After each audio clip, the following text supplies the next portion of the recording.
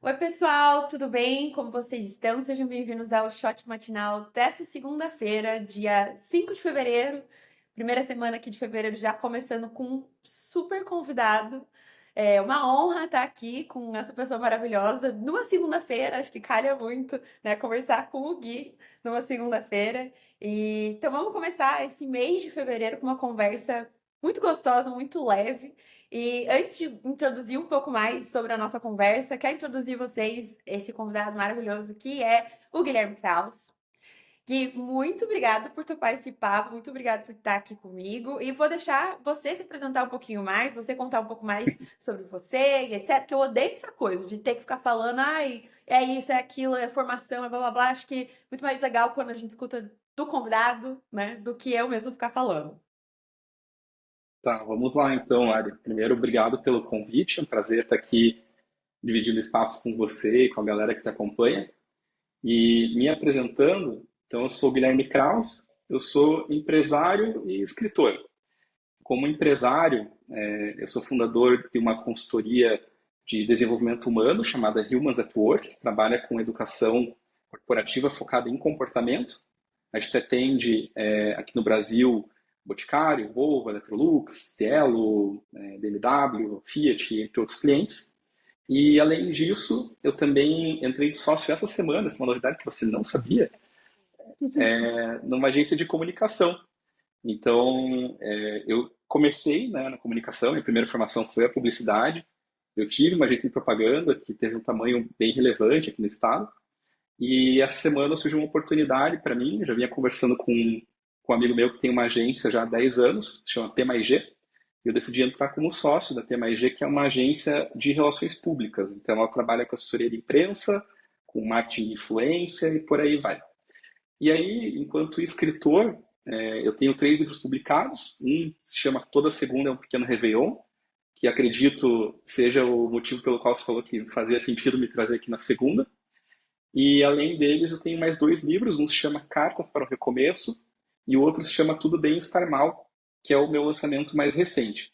E aí, por conta dos livros, enfim, eu também acabo fazendo bastante palestras. Então, eu já tive a oportunidade de fazer palestra com a Monja Coen, com o Luiz Felipe Pondé, com uma galera legal aí, renomada, nesse assunto que tange o nosso bem-estar, né? Como lidar com os desafios da vida e viver de maneira melhor. Há quem diga que eu sou um especialista em felicidade, coisa da qual eu discordo, né? Porém, eu tô sempre por perto da galera que estuda esse assunto e é um assunto que eu gosto bastante também, mas eu estou longe de me considerar um especialista. Então, basicamente, é essa a minha carta de apresentação. Sensacional. Aí, ó, novidades ao vivo. Novidades ao vivo. Ai, Ah, eu esqueci mas um acho que. detalhe. Tem mais Ah, 2 iniciativas. Também tem a parte de conselheiro, né, que acho que é legal citar, que eu faço parte do conselho de 2 iniciativas. Uma é uma ONG chamada Good Truck, que ela resgata alimentos que seriam desperdiçados pela indústria, pelos supermercados e transforma em refeições para pessoas em situação de rua e cestas básicas para pessoas carentes em comunidades. A gente tem algumas cidades do Brasil já com Good Truck. E também sou conselheiro do Coritiba, que é um time de futebol aqui do Paraná. Agora amei. sim, falei tudo. Juntou duas coisas muito ecléticas, né? É, Toda essa parte de yoga com o time. Acho que, inclusive, eu fucei o seu LinkedIn e eu vi. Eu achei muito curioso. Falei, gente, é, conselheiro de um time. Tipo, podemos entrar nessa é, conversa já, falando justamente sobre, puxando, né, o livro do Gui, né? O Toda Segunda-feira é um pequeno Réveillon, é isso, né? isso. Eu ia falar um novo Réveillon. Eu falei, gente, mas Réveillon novo já é meio. Enfim. Acho que conversando um pouco o que eu percebo muito da galera que tá aqui sempre comigo e sempre me dando feedback, falando muito aqui do Shot Matinal.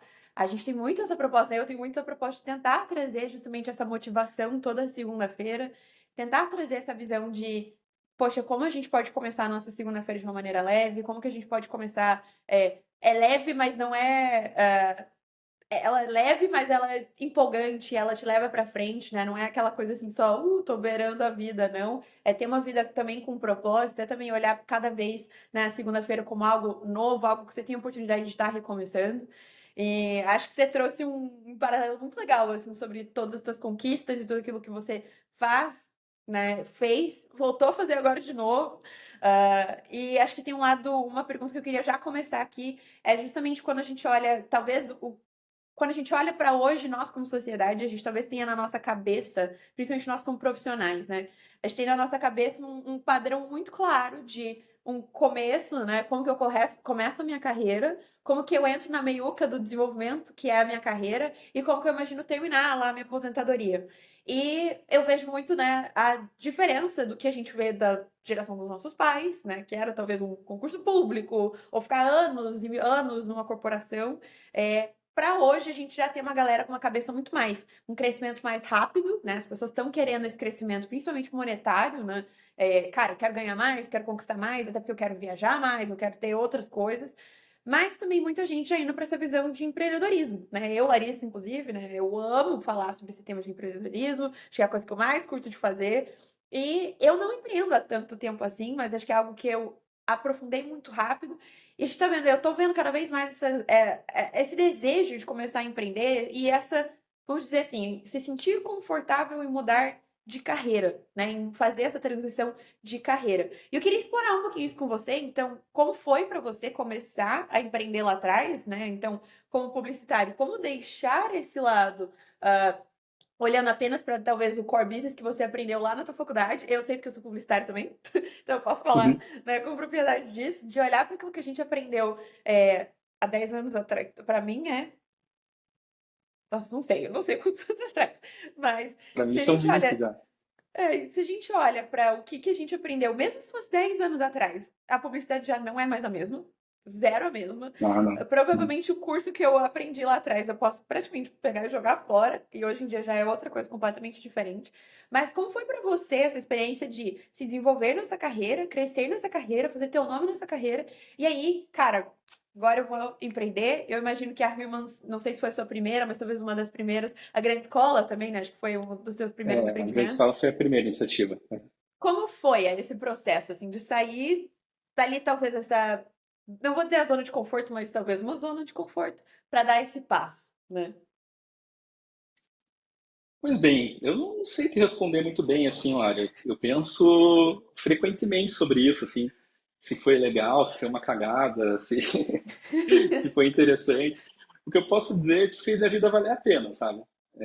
Eu não sei se foi a escolha mais lucrativa ou a mais que fez sentido, mas é aquela que tornou a minha vida mais interessante. Então, eu comecei a trabalhar bastante cedo na comunicação e na publicidade, né? Então, eu passei por duas agências, basicamente, e eu comecei a desenvolver alguns projetos que deram um impacto importante, eu ganhei umas premiações relevantes também, muito cedo. Então, eu me tornei gerente aos 20 anos, e com 24 anos eu me tornei sócio da agência que eu trabalhava, né, que era a Getz, que foi uma agência bastante importante no Paraná, e que na época ganhou o título de agência do ano. A gente tinha ali quase 100 funcionários, a gente tinha contas bem importantes, né? A gente atendia Grupo Positivo, Volvo, Beauty Color, enfim. Então as coisas aconteceram muito cedo para mim. Parte talvez por um acaso e parte também porque eu ralava muito, assim, né? Eu era bastante orientado ao trabalho, basicamente só trabalhava, né? Então ficava na agência até altas horas, todos os dias, eu me dediquei bastante assim para conseguir chegar nesse lugar. E aí, de repente, eu me vi num espaço em que eu tinha conquistado muito daquilo que eu almejava e conquistado muito antes do que eu imaginei. Eu tinha conquistado uma relevância no mercado, eu tinha já uma agência, eu estava ganhando bem, né? Eu tinha uma remuneração bacana, fazia projetos que eu gostava, mas aquilo não me realizava. Eu me sentia vazio enquanto ser humano. Eu fui um adolescente muito melancólico e eu continuava um adulto melancólico, assim. Então, não batia muito, assim, como é que eu podia ter alcançado sucesso e conquistado os meus sonhos e, de repente, aquilo não me fazia feliz. E aí eu comecei a estudar o que era a felicidade, como viver melhor, basicamente em duas linhas, na filosofia e na psicologia. Então, eu comecei a me interessar muito pelo autoconhecimento, pelo autodesenvolvimento, pelo o que significava uma vida boa, primeiro para aplicar isso em mim, porque eu entendia que não fazia muito sentido eu estar vivo e não estar desfrutando da vida da melhor maneira possível. E aí, baseado nisso, primeiro eu comecei a estudar, E depois me veio uma ideia de negócio inspirada numa escola que eu conheci e estudei em Londres, que chama The School of Life, que é uma escola de filosofia cotidiana, de um filósofo Legal. chamado Alain de Botton. E a minha ideia inicialmente era trazer The School of Life para o Brasil, mas eu era apenas um moleque com um sonho e uma mochila nas costas, eles não me deram E muita você tinha atenção. ido lá? Sim, sim, eu fui lá logo depois que inaugurou. Ah, que E legal. fui lá outras vezes, eu era muito fã, assim, era não, sou muito fã da iniciativa, eu adoro a Alain de Botton, a escola agora tem inclusive no Brasil, em São Paulo, é uma iniciativa fantástica. E aí, como eu não consegui trazer a The School of Life, eu falei, então vou abrir a minha, né? E aí, com um sócio que fez faculdade comigo, que é o Ricardo Doria, a gente abriu a grande escola em 2012, que tinha a premissa de ser a escola das coisas que não se aprendem na escola. Que justamente o que que é? Uma escola para esse bem viver. E aí a grande escola ela existiu de 2012 até 2022. Né? Ela foi mudando de formato. Ela nunca foi um bom negócio, mas ela sempre foi algo muito legal. Assim. Então ela me rendeu algumas das minhas melhores memórias na vida. E ela me trouxe uma coisa bastante importante também, que foi uma projeção do Guilherme não apenas como publicitário, mas do Guilherme como alguém que tinha ideias sobre bem viver, que tinha ideias sobre empreendedorismo. Então foi através da grande escola que eu entrei na Endeavor, foi através da grande escola que eu fui chamado para falar sobre educação pela primeira vez, foi através da grande escola que eu fui chamado para falar sobre felicidade pela primeira vez. Né? Então ela me abriu muito espaço para aquilo que viria a ser a minha vida mais à frente. Aí eu saí da agência em 2014, vendi minha participação, a Getz continuou existindo, eu trabalhei ainda por 4 anos no GRPcom, como head de planejamento e inovação, ali mais alocado na Gazeta do Povo, que era o jornal. Mas eu fui crescendo o interesse nesse meio tempo por esse aspecto humano. Então, continuei ali tocando a grande escola. No próprio GRPcom, na minha parte final de atuação, eu olhei muito mais para recursos humanos. Então, eu participei ativamente da revisão do propósito do grupo, da revisão do modelo de contratação, do modelo de avaliação, do fit cultural, que são assuntos já ligados ao ser humano, né, mas ainda aplicado ao mundo dos negócios. E aí, em 2017, me veio um insight de desenvolver uma consultoria especializada naquilo que a grande escola fazia, que é a educação, né, do comportamento, porém focado em empresas, unindo com esse meu interesse em RH. E foi assim que nasceu a Humans at Work. A Humans, ela nasceu basicamente como uma iniciativa que seria um plano B, sabe, do tipo, vou fazer aqui algumas coisinhas, só que ela cresceu muito rápido, assim, então ela teve um primeiro ano muito bom. A gente trouxe um discurso bastante criativo, uma metodologia bem diferente de trabalho, e a gente rapidamente conquistou clientes muito grandes. Então, a gente em um ano já tinha na carteira de clientes Electrolux, Telefônica, Boticário, Red Bull. Então, as coisas aconteceram de maneira rápida. A Humans, depois disso, ela chegou a ter um escritório no México, então a gente teve uma operação Latam. Legal. Porém, na pandemia a gente se ferrou bastante, assim, a gente teve tipo um ano que a gente praticamente não trabalhou, sabe? Porque além de a gente ser pouco digital na época, né, foi um ensinamento que a gente teve, as empresas também seguraram muito o investimento por conta da crise financeira que a pandemia trouxe. E a gente, como uma consultoria de educação, de comportamento, né, então a gente acabou indo lá para o começo da fila de corte ou para o final da fila de pagamento. Então a gente acabou tendo um período bem complicado na pandemia, mas seguimos vivos, né? Então a Humans mudou bastante o formato de atuação. A gente está agora em 2024 entrando no nosso 7º ano de vida e seguindo nessa mesma premissa, porém agora muito mais digital. Assim. Então hoje eu diria que 15% que a gente faz é presencial e o resto é totalmente digital, inclusive em formatos que não são formatos de treinamento, né? Então a gente começou a fazer muito podcast, série de vídeos, livro, grupo de WhatsApp, grupo de Slack, então a gente levou a educação para outros formatos de comunicação. E aí, né, em paralelo a essa história toda, eu comecei a escrever em 2018, sou um autor de autoajuda, tive uma projeção boa, assim, principalmente com o meu primeiro livro, que me levou a conhecer alguns autores bem relevantes e dividir espaço com eles, né? Então, dividir espaço com o Tal Ben-Shahar, com Karnal, Felipe Pondé, Monja Cohen, Marcos Piangers, Carpinejar, Fernanda Young, por conta da repercussão do primeiro livro. E isso me levou a gostar da ideia de poder falar sobre o ser humano, sobre o bem viver, fora do ambiente corporativo. E aí me veio a última ideia, né, que foi ingressar na faculdade de psicologia para me tornar um psicoterapeuta. Então, eu estou já na fase final, na reta final do curso, e a minha ideia também é ter uma pequena agenda. Claro que eu não vou poder me dedicar 100% a isso, mas eu quero ter uma agenda para também trabalhar diretamente com alguns pacientes, para ter um impacto mais profundo, né? Porque num treinamento, num livro, eu acabo dando pinceladas ali, né? Sim. E no atendimento terapêutico com o paciente, eu consigo receber uma pessoa que está em sofrimento e caminhar junto com ela na construção de uma vida melhor de ser vivida. Então, esse é meu projeto mais novo, né? E que eu espero que seja o último, assim, porque eu tô cansado já de ficar fazendo várias coisas. Então, tá na hora de sossegar um pouco. É, Esse é o último. Eu vou eu espero chutar. que sim.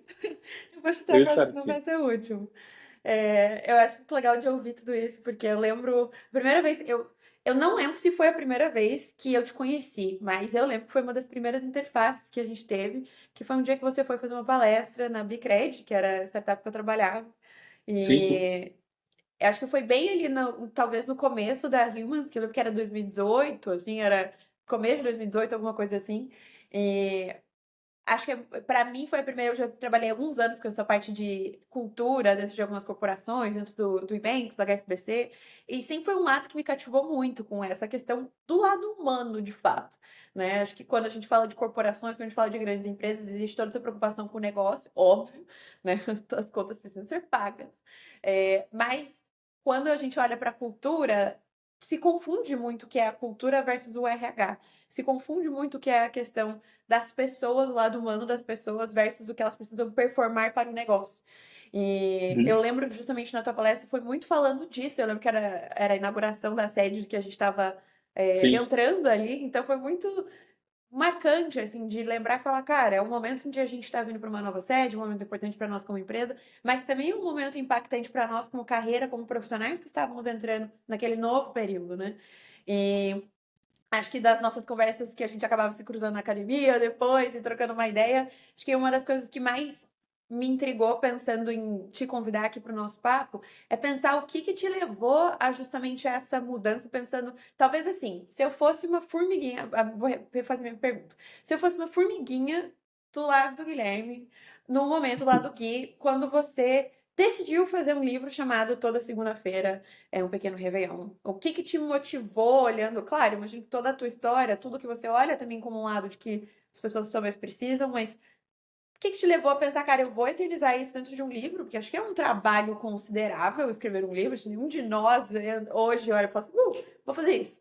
Né? E não é uma coisa tão simples, não é um processo simples, imagino que deva ter um processo de autorreflexão e descobertas mesmo. Eu não sei se psicologia veio muito também depois. Você comentou um pouco que sim, né? Essa questão de ter sido um Hum. passo ali depois desse momento que você teve mais de reflexão.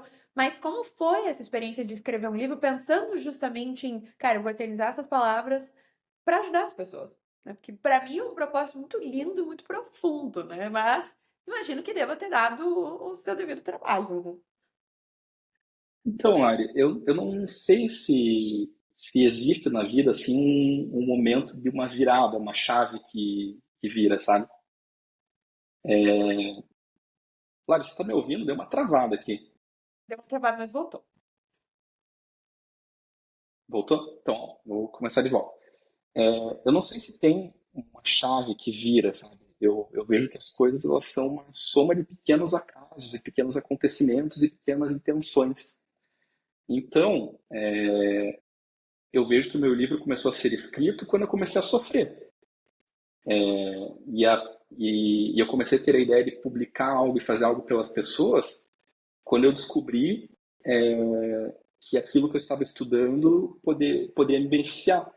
Então, primeiro eu comecei a aplicar em mim as coisas e comecei a viver de maneira melhor, né? Eu sou uma pessoa, como eu te falei, melancólica. Eu tenho depressão, que é uma condição genética, né? Então eu preciso lidar com a depressão. E eu tive que aprender a cultivar hábitos, pensamentos, enfim, para conseguir viver bem. E eu comecei a perceber que, veja, a vida ela é uma oportunidade muito rara.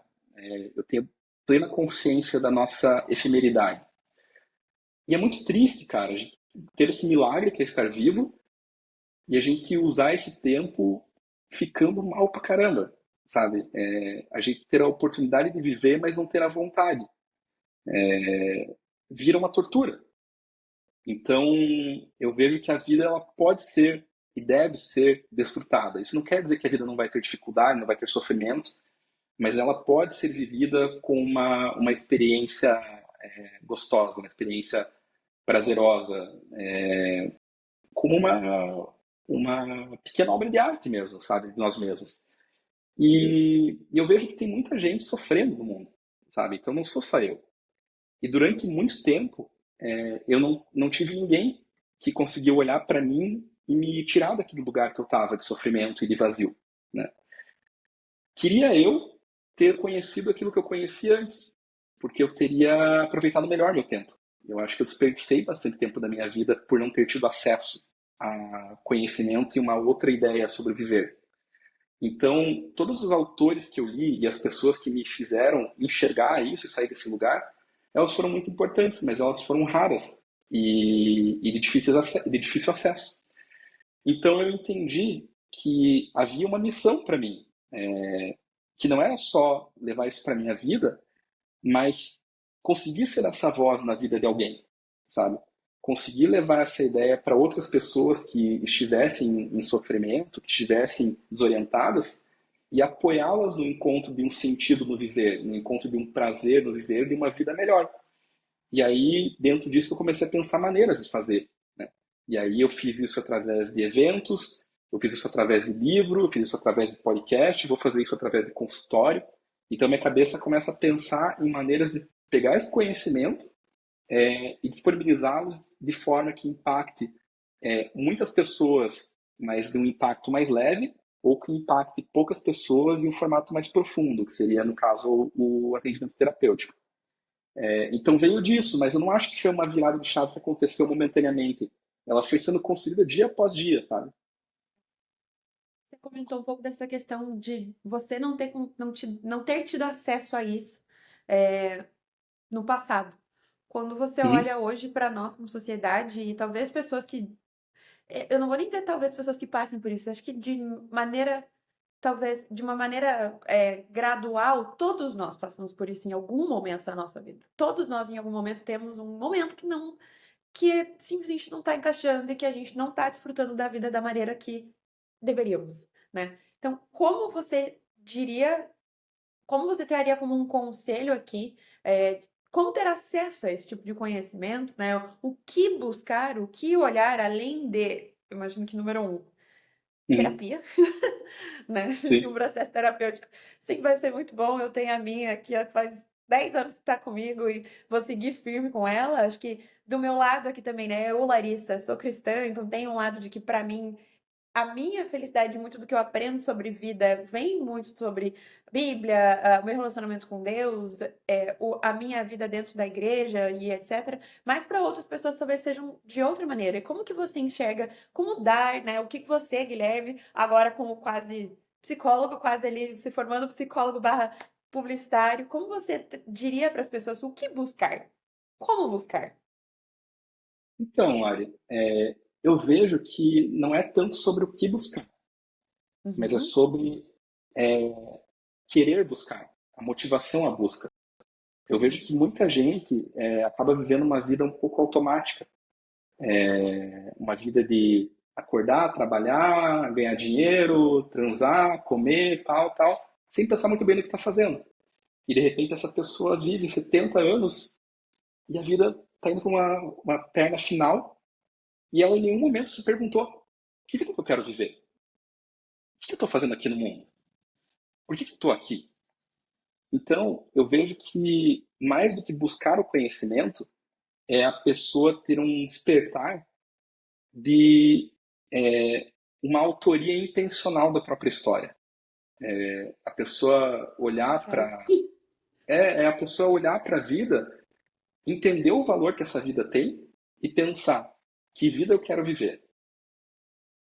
Quais experiências eu quero colecionar na minha existência? O que eu quero deixar de legado para outras pessoas? Que marca eu quero deixar da minha existência? Como que eu quero aproveitar o meu tempo? E pautar a vida por isso. Não pelo sucesso, não pelo dinheiro. Pautar a vida pelo projeto de vida que se tem. Isso pode parecer bobo, mas são poucas as pessoas que eu conheço que olham a vida sob esse prisma. Em geral, as pessoas estão muito preocupadas em fazer o corre ali, né? Hoje, Sendo que essa pergunta ela vai determinar tudo na sua existência, inclusive a sua possibilidade de sucesso. Então, eu vejo que a primeira coisa é buscar esse autoconhecimento, é fazer essa pergunta: que vida eu quero viver? Como que eu quero aproveitar esse meu tempo raro e valioso? O que eu quero aprender? O que eu quero desenvolver? E aí, baseado nessa resposta, você procura os comos. E aí os comos, eles são muitos, porque você citou, né? Existe a religião como uma forma de te gerar essa preocupação e de trazer uma orientação em relação a conjunto de valores, projeto de vida. Existe a filosofia, que há milhares de anos está fazendo essa pergunta, né? E aí na filosofia também existem várias correntes de pensamento. Mas você pode procurar no YouTube, né? Você pode procurar aí. Eu gosto muito dos filósofos populares, né? Que são o Cortella, o Clóvis de Barros Filho, porque eles, de maneira muito coloquial, o próprio Alain de Botton, da School of Life, eles conseguem resumir as grandes ideias e você entender, né, o que cada uma está querendo dizer e para que lado ir. Existe a terapia, como você disse, né, como uma forma de acompanhamento, também de orientação. Existe o estudo, existe a experiência de vida, existem as conversas, existe pai, mãe, amigo, existe o podcast da Lari. Então, eu vejo que o conhecimento ele é muito abundante, mas ele só passa a ser aproveitado quando a gente sabe o que está procurando. Se a gente não sai para o nosso dia a dia com olhos abertos, ouvidos atentos para aquilo que nos interessa, para aquilo que nos engrandece, o conhecimento passa pela gente. Então, o conhecimento ele existe, ele é abundante, mas a gente tem que sair de casa, né? Ou ficar em casa para quem trabalha no home office, para quem fica em casa, né? Mas despertar com a intenção de construir a nossa trajetória. E aí esse conhecimento passa a fazer sentido. Então eu vejo que é mais por aqui, assim. aqui, mais 2 horas, 3 horas só falando sobre isso, só ouvindo Sim, você contar um pouco sobre isso, que acho que tem um lado da profundidade que, justamente como você falou, a gente, no dia a dia a gente esquece. A gente vai vivendo, eu brinco, né? A gente é um tratorzinho, vai passando por cima. E sim. quando vê, o que que você deixou pra trás? Ah, só um monte de terra amassada. Esqueceu de plantar realmente ali todas as plantinhas pra colher no futuro, né? Ou colher no dia a dia. E acho que tem algo que vem, obviamente, né? Eu, nesse momento da minha vida, eu gosto muito da visão dos setênios, né? Sei que Uhum. muita gente olha pra isso, da transformação que a gente tem a cada 7 anos, mas eu brinco que talvez eu não tô seguindo muito aqui dos setênios, eu tô seguindo mais agora talvez da crise dos 30, mas eu não estou chamando como crise, né? É muito mais um momento de refletir como eu entro nessa nova década na minha vida e sei que muitos dos meus amigos estão passando pela mesma coisa. A gente tem de novo, né, um conflito geracional muito grande de muita gente falando, cara, eu vou fazer, sei lá, 40 anos e não tenho filhos, não sou casado, ou não tenho casa, né? Acho que muita gente hoje em dia fala, eu não tenho uma casa no meu nome, um imóvel no meu nome. E a gente vê mudanças muito grandes de como talvez a gente aprendeu a viver uma vida e qual é o nosso propósito de vida e qual deveria ser o nosso propósito de vida versus aquilo que de fato nós queremos criar, né? E eu venho muito refletindo muito sobre isso na minha vida de como eu quero ser daqui para frente, o que eu acredito que eu posso deixar é, que não vai ser eu, né? Não é o eu, Larissa, trabalhando para o meu próprio usufruto, vamos dizer assim, né? Eu, Larissa, trabalhando para pagar as minhas contas ou vivendo a vida meramente para eu usufruir disso. Mas como que eu olho para impacto que eu tô causando na sociedade, o que que eu tô trazendo para a sociedade. E não, né, eu tenho vários amigos meus que são influencers, youtubers, etc. Eu acho sensacional a gente, né, essa visão de conseguir tornar isso uma profissão, no sentido de receber dinheiro disso e conseguir talvez alcançar um patamar onde as pessoas te reconhecem por isso, mas muito mais do que isso, na minha visão, é como eu estou entregando isso para o mundo, e tanto faz se vai ser útil ou não. Mas eu estou entregando isso olhando, cara, é de vocês, não é o intuito de trazer de volta para mim, não tem um intuito de recíproca financeira ou qualquer outra coisa, mas muito mais entregar para o mundo. Eu acho que poucas pessoas de fato se perguntam isso, se perguntam o que eu quero entregar para o mundo, o que eu quero botar lá para fora e vai ser o produtinho, a essência larissa impressa quando eu não estiver mais aqui, vamos dizer assim. E para a gente terminar aqui, queria muito que você trouxesse essa visão de olhando o futuro. Você comentou um pouco né, que seja terapeuta ali o seu último movimento, mas o que que o Guilherme espera do futuro? Quando você olha daqui para frente, estamos no fevereiro, primeira semana aqui de fevereiro de 2024, que, meu Deus do céu, 2024, ficou Jesus amado, acho que eu tô parada em 2019 ainda. É, como você olha para o seu futuro e como talvez ser mais leve, puxando já inclusive um pouco do tema que você, né, escreveu no seu último livro. Ainda não sei muito sobre o seu último livro, quero saber mais. Mas puxando justamente isso, tá tudo bem a gente estar mal em alguns dias, mas como olhar para o futuro com esse olhar mais positivo, né? Além dos conselhos que você trouxe de, cara, olhar para dentro, mas como olhar para esse lado de fora também? Bom, vamos lá. Eu vou fazer vários comentários, gente. Você falou várias coisas Vai. que eu achei interessantes. A primeira delas, que eu queria comentar antes, é que aquilo que você falou do retorno financeiro, né? Pô, o dinheiro ele é muito importante, essencial, né? É fundamental para a gente viver. E a gente precisa ter essa mira neles, né? Nos projetos. Não acho que seja uma coisa que a gente deva desconsiderar. Porém, uma coisa que as pessoas confundem muito é a compreensão de que o dinheiro é meta ou o dinheiro é objetivo. E o dinheiro ele sempre é consequência. Então, não adianta nada você fazer, por exemplo, um podcast para gerar dinheiro com esse objetivo, porque não vai dar certo. Porque as pessoas vão ouvir seu podcast se ele tiver valor, se ele fizer diferença na vida delas. E o mesmo vale para o teu serviço de arquiteto, dentista, médico, o que for. As pessoas não te dão dinheiro porque elas querem ver você rico. Elas te dão dinheiro porque elas veem valor naquilo que você entrega para a sociedade. Então, eu vejo que a nossa mira, independente daquilo que a gente faça, é pensar qual é o valor que eu quero compartilhar com as pessoas. E aí, se a gente conseguir fazer isso de maneira constante, de maneira boa, que faça a diferença das pessoas, naturalmente a gente vai receber a recompensa financeira. Então, por isso que eu acho importante esse teu movimento de, antes de colocar o dinheiro em primeiro plano, né, colocar aquilo que você vê como sentido. E se você continuar fazendo um bom trabalho aqui no podcast, fatalmente, organicamente, ele vai ganhando a sua relevância e em algum momento ele vai trazer uma recompensa para você. Seja diretamente na remuneração do podcast, ou, por exemplo, de uma pessoa que te ouviu e te chama para fazer uma palestra, ou que quer fazer um negócio com você, por aí vai.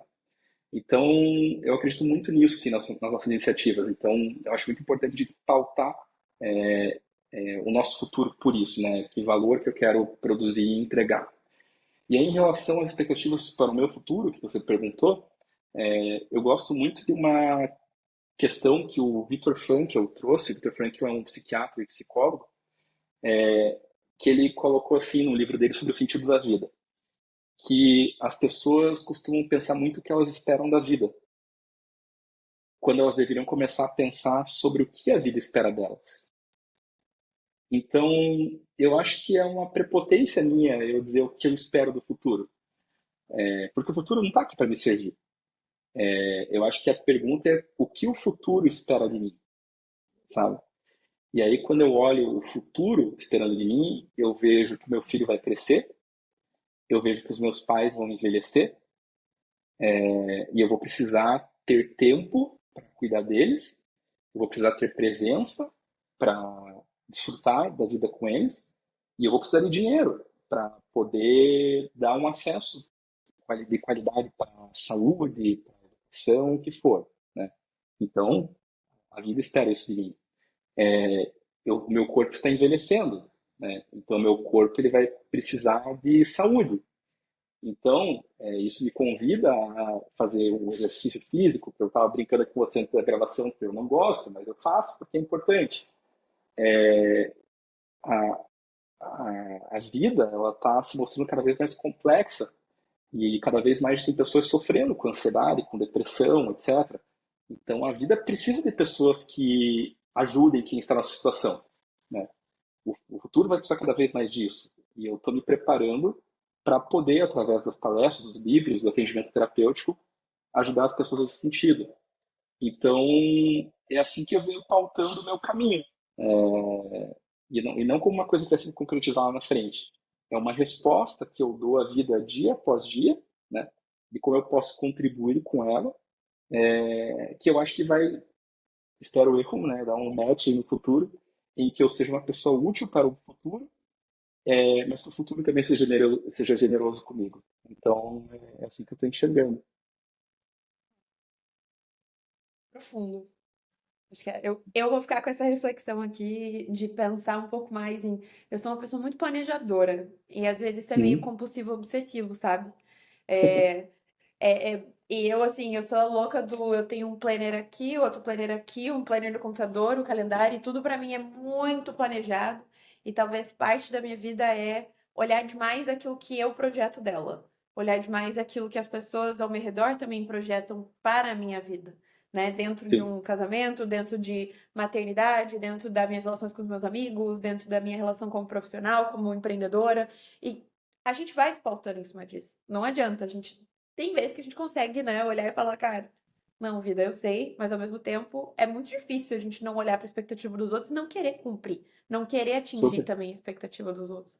E acho que essa conversa me fez refletir muito em como que eu também venho levando a minha vida num sentido de eu estou olhando para o que a vida tem para mim, ou eu tô querendo entochar um monte de coisa na minha vida também? Porque acho que a gente tem muito esse hábito também, né? Eu, Larissa, tenho muito esse hábito. Eu admito muito, assim, eu acho que eu sou uma pessoa que eu crio muitas coisas que às vezes, inclusive, depois eu não consigo sustentar, porque não era para aquilo acontecer. É, era meramente eu, Larissa, inventando um milhão de coisas e talvez não respeitando o meu momento, respeitando, enfim, o meu momento acho que é o que melhor define. Mas, Gui, queria super te agradecer por esse papo. Nossa, uma delícia estar aqui conversando com você. E queria deixar aqui um tempinho para as pessoas também saberem como te achar no Instagram, como comprar seu livro, né? Esse tipo de coisa. Tá. Então, eu que agradeço, Ari. Agradeço o convite, a conversa e também a atenção tua e das pessoas que estão escutando ou assistindo, né, esse material. E sobre como as pessoas me encontrarem, o meu canal mais ativo é o Instagram, que é @Guilherme Krause. Krause é K-R-A-U-S-S. Tem o meu site, guilhermekrause.com.br, né, para quem é mais formal. E o livro, o mais recente, se dá um Google, lá, Guilherme Krause do Bem-Estar Mal, vai aparecer nas lojas indexadas, né, aqui na Amazon, na Interior da Vila. O site da editora é mais barato, né, então comprar no site da editora, que é a Insignia. E, e já os outros livros, eles só tem no Kindle, daí. O Cássio Comércio, toda segunda Réveillon, eles estão esgotados no formato impresso, mas aí no Kindle, pela Amazon, você também encontra. Mas lá no Instagram tem, né, o famoso link da bio que vai ter tudo. Um podcast, né, que eu não estou mais gravando, mas tem os episódios antigos, entrevistas que eu dei, então lá dá para ter uma pequena varredura aí da minha vida. Legal. Sensacional. Então, pessoal, já sabem aí onde encontrar o Gui. Entrem lá, adoro ver os posts deles. Volte e meia tem umas reflexões como essas que a gente conversou aqui. E boa semana a todos. A gente se encontra aqui em breve. Até! Até!